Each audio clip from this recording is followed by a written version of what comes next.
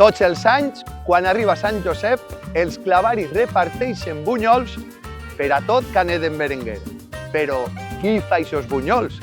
I quina és la seva recepta? Acompanyeu-me, que anem a descobrir-ho.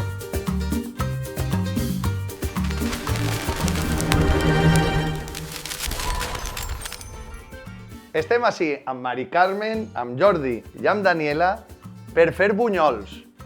No sols aprendrem a fer bunyols, també anem a saber per què se fan bunyols i en quines dates se fan els bunyols, perquè els bunyols no se fan tot l'any. Quan se fan els bunyols? A Sant Josep. A Sant Josep.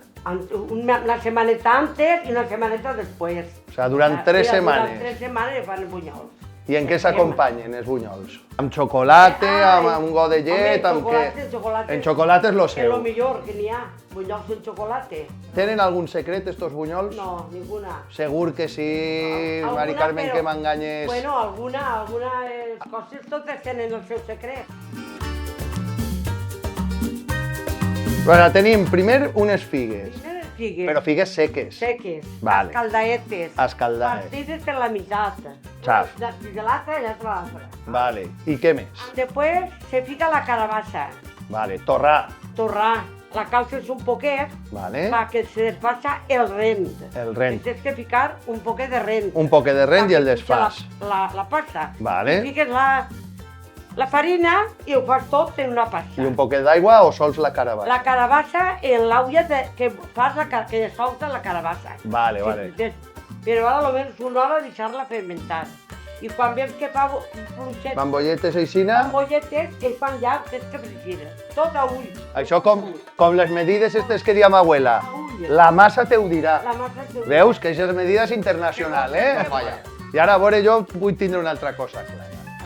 La gent jove està així perquè vol aprendre a fer la recepta o perquè n'hi ha algun interès més? Som els clavaris d'enguany, de 2026, de Canet, i pues volem recaudar dinerets. Claro, per a fer les coses que han fet els clavaris tota la vida. Exacte. I dic jo, Jordi, clar, què millor que fer-ho recuperant receptes tradicionals, que així el poble continua disfrutant d'elles, no? Sí. El que feu és involucrar al poble per fer totes aquestes activitats. Efectivament, correcte. I a més, com les iaies no saben dir que no, No falla. Ahí no fallen, Ahí no fallen. Ahí no fallen, Ens han ajudat un muntó, la veritat, que són un gran suport per a nosaltres, i més en esta etapa. Jo crec que tot canetero o canetera té la il·lusió de ser alguna volta en la vida clavarí o clavarissa. Pues bé, ara queda lo millor. Fregir-los I menjar-los. dic jo, i tastar-los, no? Pues vinga, a fregir bunyols.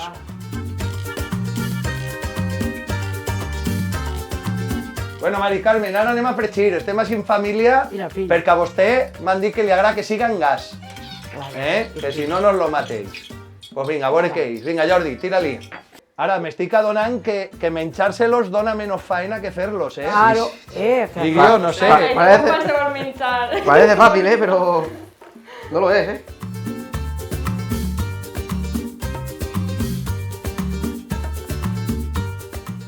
Ara passes el bunyol per ahí i el fiques ahí. Mira. I el fiques a l'altre plat. Aixina que quede ben rebossat. Aro.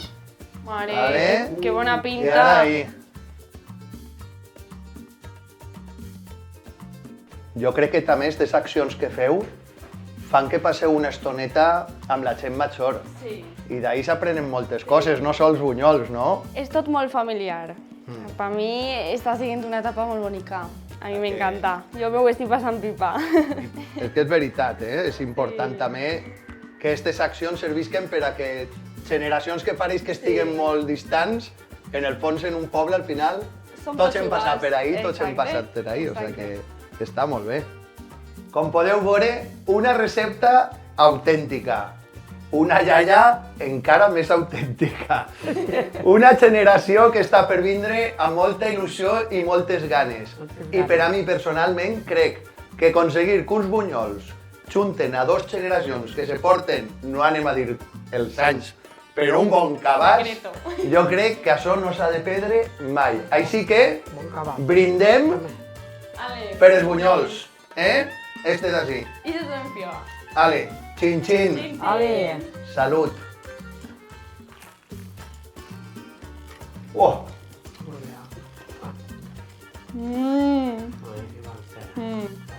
Mare meva! Un espectacle, Mari Carmen? Boníssim.